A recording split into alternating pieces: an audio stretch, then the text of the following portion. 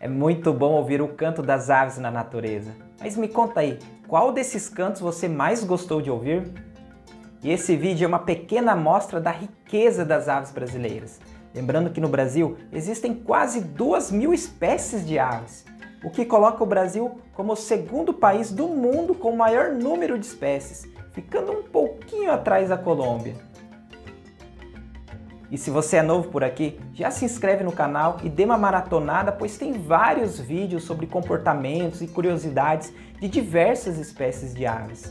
E é bom você se inscrever, pois eu estou preparando um vídeo sobre as aves do Nordeste e esse vídeo tá ficando bem legal, hein?